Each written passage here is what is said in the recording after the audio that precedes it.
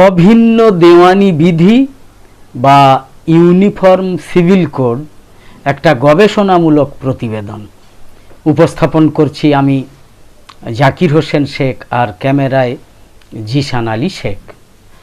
এই গবেষণামূলক প্রতিবেদনের উদ্দেশ্য হল ভারতে একটা অভিন্ন দেওয়ানি আইন মানে ইউসিসি বাস্তবায়নের কার্যকারিতা এবং এর প্রভাব অনুধাবন করা। আজকের এই গবেষণামূলক প্রতিবেদনে ব্যক্তিগত আইন দ্বারা উত্থাপিত বিষয়গুলোর সাংবিধানিক দিক, এই ধরনের একটা অভিন্ন আইন এবং এর সামাজিক রাজনৈতিক ফলাফল ইত্যাদি অন্বেষণ করা। এই প্রতিবেদনে উপলব্ধ গবেষণা এবং তুলনামূলক অধ্যয়নের আলোকে বর্তমান ব্যক্তিগত আইন এবং ইউসিসির সম্ভাব্য সংশোধন উভয়ই পর্যালোচনা করা হয়েছে, যেটা আপনারা পুরোটা দেখলে বুঝতে পারবেন। গবেষণার ফলাফল থেকে স্পষ্টভাবে প্রতীয়মান হয় যে ইউসিসির বিরোধিতার প্রধান কারণ হল এর সাংস্কৃতিক এবং ধর্মতাত্ত্বিক দিকগুলো, যদিও এই ধরনের একটা আইনি সমরূপতা সহজতর করবে। প্রতিবেদনের চূড়ান্ত পর্যায়ে সুপারিশ করা হয়েছে যে ইউসিসি মানে ইউনিফর্ম সিভিল কোড অর্থাৎ অভিন্ন দেওয়ানি বিধি প্রয়োগের আগে সংশ্লিষ্ট পক্ষগুলোর মতামত নেওয়া অত্যন্ত জরুরি। মনে রাখতে হবে যে অভিন্ন দেওয়ানি বিধি চালু হলে ব্যক্তিগত আইন, সাংবিধানিক কাঠামো, আইনগত অভিন্নতা, ধর্মনিরপেক্ষতা, ধর্মীয় বৈচিত্র্য ইত্যাদির উপর প্রভাব কিন্তু পড়বেই। পশ্চিমবঙ্গেও কিছুদিনের মধ্যে মুখ্যমন্ত্রী শুভেন্দু অধিকারী অভিন্ন দেওয়ানি বিধি চালু করবেন, এটা আশা করাই যায়। গত সোমবারই তো বিধানসভায় ইউসিসি বিল আনার কথা বলেছিলেন মুখ্যমন্ত্রী শুভেন্দু অধিকারী, যেটা একটু পিছিয়ে দিয়ে আপাতত শোনা যাচ্ছে যে একটা বিশেষজ্ঞ কমিটি তৈরি করেছেন তিনি, অর্থাৎ পশ্চিমবঙ্গে অভিন্ন দেওয়ানি বিধি চালু হবে। গোটা ভারতে তাই অভিন্ন দেওয়ানি বিধি অর্থাৎ ইউসিসি মানে ইউনিফর্ম সিভিল কোড সব থেকে বড় বিতর্কের বিষয় হয়ে দাঁড়িয়েছে বর্তমানে।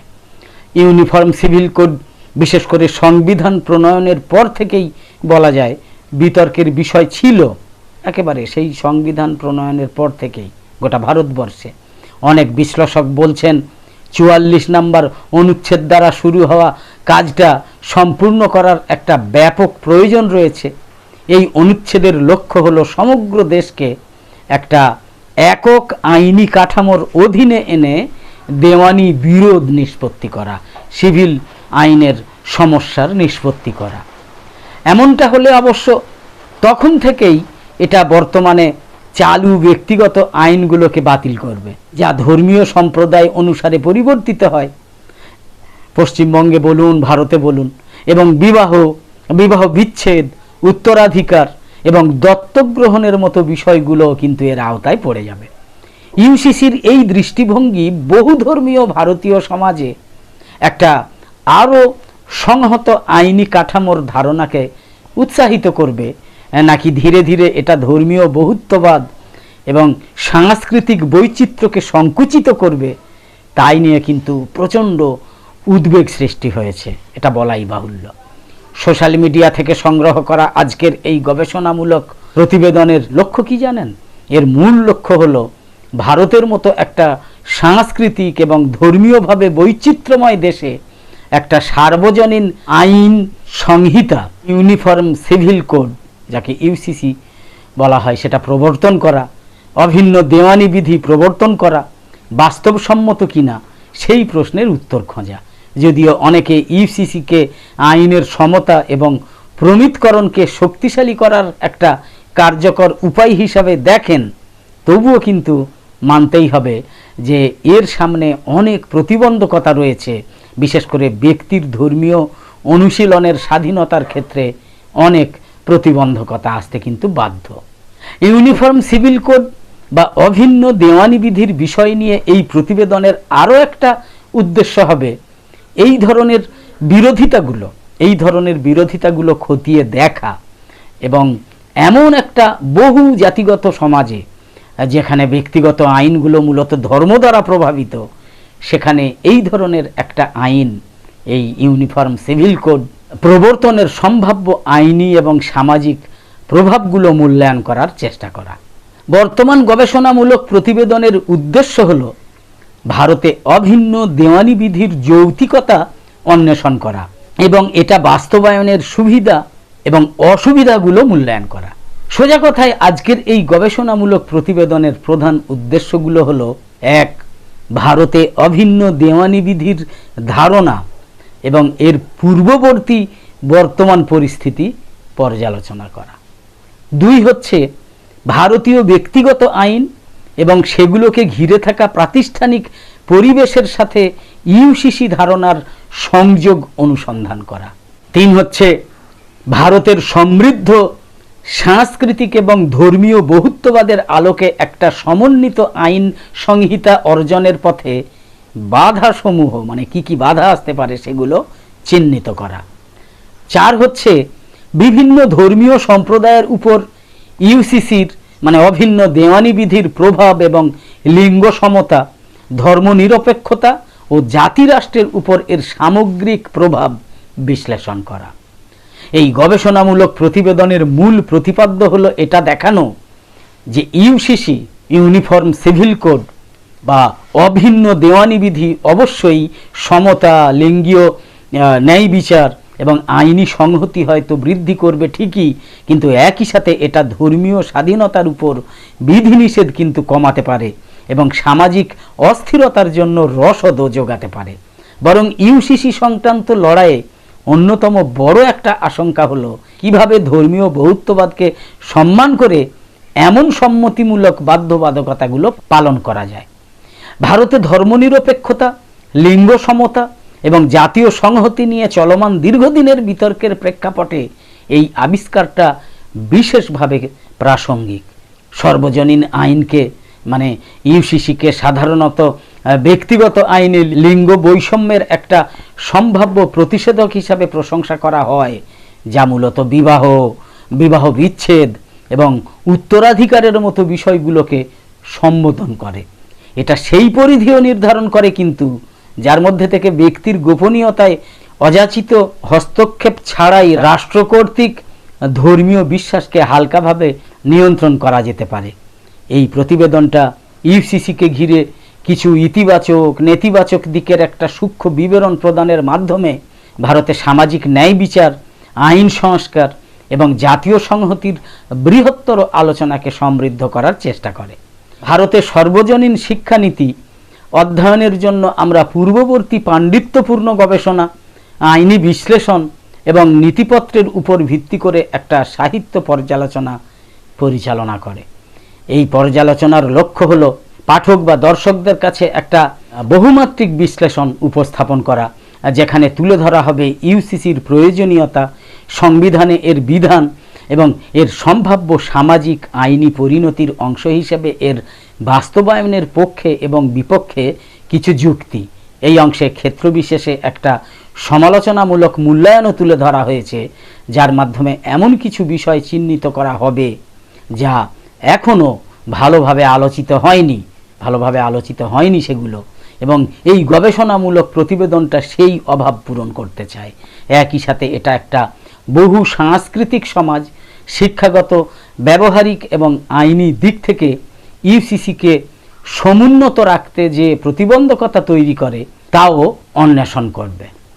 ইউসিসির সাংবিধানিক বাধ্যবাধকতা, দেশে এর বাস্তবায়নের পক্ষে বিপক্ষে সমর্থন এবং সমালোচনা, অন্যান্য দেশের আইনের সঙ্গে তুলনামূলক দৃষ্টিভঙ্গি এবং ভারতের আইন কমিশনের মতো সরকারি পর্যবেক্ষণ এই সাহিত্য পর্যালোচনার অন্তর্ভুক্ত কয়েকটা বিষয় মাত্র। এইভাবে 44 নম্বর অনুচ্ছেদ রাষ্ট্রীয় নীতির নির্দেশমূলক নীতিমালার মাধ্যমে ইউসিসির অর্থাৎ ইউনিফর্ম সিভিল কোডের বা অভিন্ন দেওয়ানি বিধির সাংবিধানিক ভিত্তি প্রদান করে। ডি বসু এবং গ্রানভিল অস্টিনের মতো আইনজ্ঞরা উল্লেখ করেছেন যে সংবিধান প্রণেতারা আইন প্রণয়নে অভিন্নতা এবং জাতীয় সংহতির স্বার্থে ইউসিসিকে একটা দীর্ঘমেয়াদী আকাঙ্ক্ষা হিসাবে দেখেছিলেন। অস্টিন বলেছেন যে ইউসিসির প্রণেতারা এটা সম্পূর্ণ জেনে শুনেই এর খসড়া তৈরি করেছিলেন যে ভারতের ধর্মীয় বৈচিত্র্য এর প্রয়োগের ক্ষেত্রে সতর্কতা অবলম্বনে বাধ্য করবে। তার মতে নির্দেশমূলক নীতিমালার অধীনে থাকা নীতিগুলো বলবৎযোগ্য না হওয়া সত্ত্বেও রাষ্ট্র সেই অনুযায়ী কাজ করতে বাধ্য। তারা আরও উল্লেখ করেছেন যে 25 নম্বর অনুচ্ছেদ, যা কিনা ধর্মীয় স্বাধীনতার নিশ্চয়তা দেয়, সংবিধানের 25 নম্বর অনুচ্ছেদ যা কিনা ধর্মীয় স্বাধীনতার নিশ্চয়তা দেয়, এবং 44 নম্বর অনুচ্ছেদের মধ্যে একটা আপাত বৈপরীত্য রয়েছে, যা থেকে বোঝা যায় যে ইউসিসি অর্থাৎ ইউনিফর্ম সিভিল কোড বা অভিন্ন দেওয়ানি বিধি এই স্বাধীনতা লঙ্ঘন করে।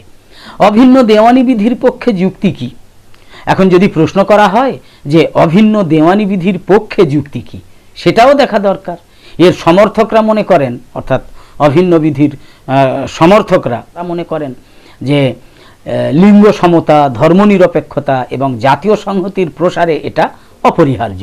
ফ্লাডিয়া অ্যাগনেসের মতো পণ্ডিতদের মতে আবার তার আইন ও লিঙ্গ বৈষম্য গ্রন্থে বলা হয়েছে যে ব্যক্তিগত আইন প্রায়শই নারীদের স্বার্থের বিরুদ্ধে কাজ করে, বিশেষ করে বিবাহ বিচ্ছেদ এবং উত্তরাধিকার সংক্রান্ত অধিকারের ক্ষেত্রে, এবং এটা বিশেষভাবে সেই সব ধর্মীয় সম্প্রদায়ের মধ্যে ঘটে যেখানে নারী বিরোধী রীতিনীতি প্রচলিত আছে। এই বৈষম্যগুলো দূর করতে এবং লিঙ্গীয় ন্যায় বিচারের প্রসারে অ্যাগনেস একটা অভিন্ন দেওয়ানি বিধির পক্ষে কিন্তু মত দেন।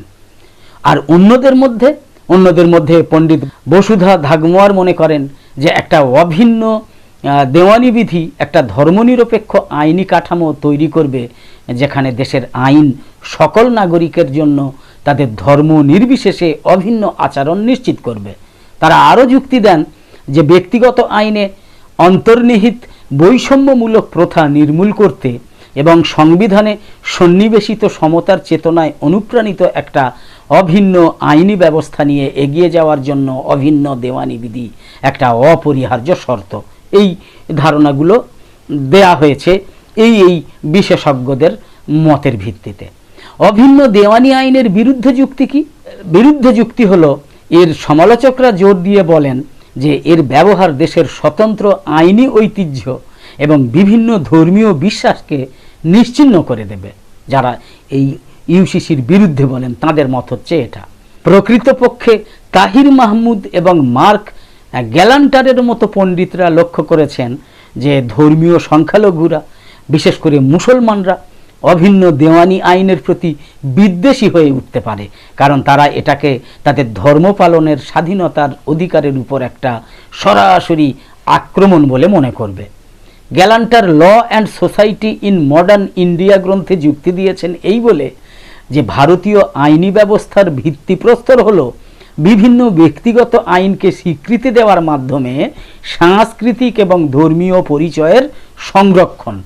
তাহির মাহমুদ ব্যক্তিগত আইন সংস্কার নিয়ে লেখা তার প্রবন্ধে একটা অভিন্ন আইন তৈরির বিরুদ্ধে সতর্ক করেছেন, কারণ এটা আন্তঃসাম্প্রদায়িক সংঘাত বাড়িয়ে সামাজিক অস্থিতিশীলতা সৃষ্টি করবে।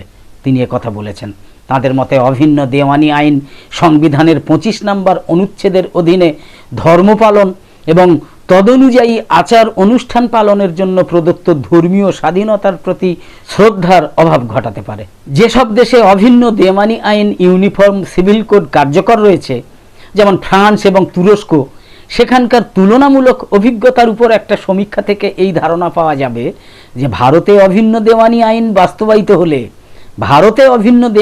বাস্তবায়িত হলে কি আশা করা যেতে পারে। তারা প্রকৃতপক্ষে একটা ধর্মনিরপেক্ষ আইনি ব্যবস্থা বাস্তবায়নে সফল হয়েছে, যা সমতা এবং ধর্মনিরপেক্ষতার উদ্দেশ্যকে এগিয়ে নিয়ে যায় এবং সকল নাগরিকের জন্য প্রাসঙ্গিকভাবে প্রয়োগ করা হয়। কিন্তু ওয়ার্নার মেনস্কি তার comparative law in a global context বইতে যেমনটা তুলে ধরেছেন, ভারতের মতো অনেক বেশি জটিল এবং বৈচিত্র্যময় সাংস্কৃতিক আবহের তুলনায় এই দেশগুলো ম্লান হয়ে যায়। তিনি আরও বলেন যে অন্যান্য দেশের দেওয়ানি আইনকে ভারতের কেবল অনুকরণ করা উচিত নয়, কারণ ভারতের ইতিহাসের বেশিরভাগ সময় জুড়েই ধর্মীয় সম্প্রদায়গুলো ব্যক্তিগত বলে বিবেচিত ক্ষেত্রগুলোতে তাদের নিজস্ব স্বাধীনতাকে দীর্ঘকাল ধরে মূল্য দিয়ে এসছে। অন্য দেশে কিন্তু সেটা নয়, ভারতে এগুলো হয়। ভারতের মর্যাদার অন্তর্নিহিত বহুত্ববাদী স্বীকৃতির সাথে সঙ্গতি রেখে ধর্ম নিরপেক্ষতার দাবিগুলো পূরণ করার বিষয়টা তাই অভিন্ন দেওয়ানি আইন ইউসিসি সম্পর্কে লেখা সাহিত্যে প্রায়শই উত্থাপিত একটা উদ্বেগের কারণ হয়ে দাঁড়ায়। ভারতীয় আইন কমিশনের প্রতিবেদন কি না, ভারতের আইন কমিশনের প্রতিবেদন যদি আমরা দেখি তাহলে সেটা হচ্ছে প্রকৃতপক্ষে ভারতীয় আইন কমিশন ইউসিসি সংক্রান্ত আলোচনায় একটা নির্ণায়ক প্রভাব ফেলেছে। পারিবারিক আইন সংস্কারের বিষয়ে তাদের 2018 সালের পরামর্শপত্রে কমিশন একটা প্রগতিশীল দৃষ্টিভঙ্গি তুলে ধরেছে, যেখানে একটা অভিন্ন আইন প্রণয়নের পরিবর্তে কিছু ব্যক্তিগত আইন সংশোধনের পক্ষে যুক্তি দেওয়ার পাশাপাশি লিঙ্গ সমতার অপরিহার্যতাকেও আমলে নেওয়া হয়েছে। কমিশন আরও যুক্তি দেয় যে আমেরিকান সংস্কৃতির বহুত্বকে বিবেচনায় না রেখে এই আইনি সংস্কার সম্ভব নয়। কমিশন আরও উল্লেখ করেছে যে ব্যক্তিগত আইন থেকে বৈষম্যমূলক ধারাগুলো বাদ দিয়ে সংশোধনী আনলে তা ধর্মীয় সম্প্রদায়ের মধ্যে বিভেদ সৃষ্টি না করেই ইউসিসিকে তার উদ্দেশ্য অর্জনে সহায়তা করবে। তাদের এই অবস্থান একবিংশ আইন কমিশন কর্তৃক 2000 সালে প্রকাশিত পূর্ববর্তী সুপারিশের সাথে অসামঞ্জস্যপূর্ণ, যেখানে ব্যাপক সামাজিক সম্মতির সাথে ইউসিসির পর্যায়ক্রমিক প্রয়োগের সুপারিশ করা হয়েছিল।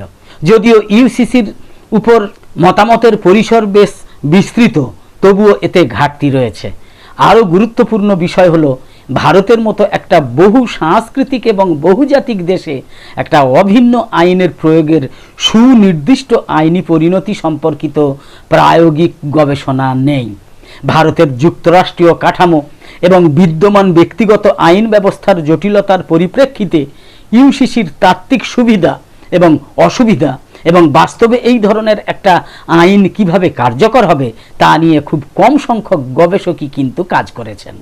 যদিও অভিন্ন আইনবিধির পেছনের অধিকাংশ যুক্তি লিঙ্গ সমতার চেতনায় প্রথিত, একটা অভিন্ন আইনবিধির কী ধরনের প্রভাব থাকতে পারে, বিশেষত এটা ধর্মীয় সংখ্যালঘু সহ অন্যান্য সুবিধা বঞ্চিত গোষ্ঠীকে কতটা প্রভাবিত করতে পারে তা নিয়ে খুব কমই কিন্তু গবেষণা বা লেখালেখি হয়েছে। এটা বিশেষভাবে গুরুত্বপূর্ণ কারণ প্রকৃতপক্ষে অনেক ধরনের ধর্মীয় রীতিনীতি স্থানভিত্তিক এবং ভারতে বর্ণপ্রথা কার্যকরভাবে আইনে প্রথিত। প্রসঙ্গত এই ক্ষেত্রে গবেষণার মাধ্যমে সংকর ব্যবস্থার মতো বিভিন্ন ধরনের আইনি সংস্কারকে তুলে ধরা সম্ভব হয়নি, যা একদিকে অন্যান্য প্রেক্ষাপটে ধর্মীয় রীতিনীতির প্রতি সহনশীলতা প্রদান করে এবং অন্যদিকে মৌলিক নাগরিক অধিকারের ক্ষেত্রে অভিন্নতা নিশ্চিত করে। বর্তমান গবেষণাটা লিঙ্গ সমতা, ধর্মনিরপেক্ষতা এবং ধর্মীয় স্বাধীনতার লক্ষ্যগুলোর মধ্যে ভারসাম্য রক্ষা করে এর বাস্তবায়নের আইনি, সমাজতাত্ত্বিক এবং বাস্তবসম্মত প্রতিবন্ধকতাগুলো অনুসন্ধানের মাধ্যমে এই শূন্যস্থানগুলো পূরণ করতে পারে। এই গবেষণায় গুণগত পদ্ধতি ব্যবহার করা হয়েছে, যেখানে তুলনামূলক এবং আইনি বিশ্লেষণ পদ্ধতির উপর অধিক গুরুত্ব দেওয়া হয়েছে।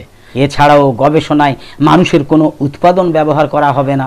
প্রাথমিক এবং মাধ্যমিক উপাদান হিসাবে পাণ্ডিত্যপূর্ণ প্রবন্ধ, আদালতের নথি এবং মামলার আইন অন্তর্ভুক্ত থাকবে। এর সাথে ভারতীয় সংবিধান এবং ব্যক্তিগত আইন বিষয়ক গ্রন্থ, সরকারি বুলেটিন এবং আইন বিষয়ক পত্রিকাসমূহকে আরও পরিপূরক করা হয়েছিল। এই বিষয়ে সংশ্লিষ্ট মামলার নজিরের উপরেও নির্ভর করা হয়েছিল। এটা সাংবিধানিক বিধান, আইন প্রণয়ন সংক্রান্ত প্রতিবেদন এবং নজির আইনের উপর ভিত্তি করে গঠিত।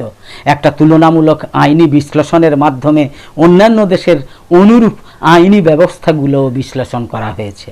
নৈতিক বিষয়গুলোর অন্যান্য উদাহরণের মধ্যে রয়েছে বিতর্কের উভয় পক্ষের ন্যায্য বিবরণ প্রদান এবং ধর্মীয় বা আইনি গ্রন্থের সঠিক উপস্থাপন এবং বিশ্লেষণ। গবেষণাটা যেখানে তুলে ধরে যে ইউসিসি বিভিন্ন ব্যক্তিগত আইনের মধ্যেকার পার্থক্য দূর করতে এবং আইনি ব্যবস্থার জটিলতা কমাতে পারে, সেখানে এর অপর দিকটা ধর্মীয় সংখ্যালঘুদের মধ্যে পরিচয়ের অবক্ষয় নিয়ে গভীর উদ্বেগের কথাও প্রকাশ করে।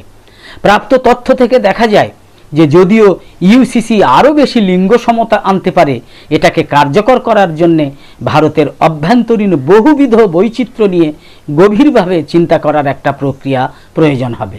দুটো অত্যন্ত গুরুত্বপূর্ণ যুগান্তকারী সিদ্ধান্ত, যা দেখায় যে ব্যক্তিগত আইন এবং সাংবিধানিক সুরক্ষায় এই ভারসাম্য রক্ষার ক্ষেত্রে পাল্লা কতটা ঝুঁকে আছে। সেগুলো হলো শাহবানু বেগম বনাম ইউনিয়ন অফ ইন্ডিয়া এবং দানিয়াল লতিফি বনাম ইউনিয়ন অফ ইন্ডিয়া, এই মামলাগুলো।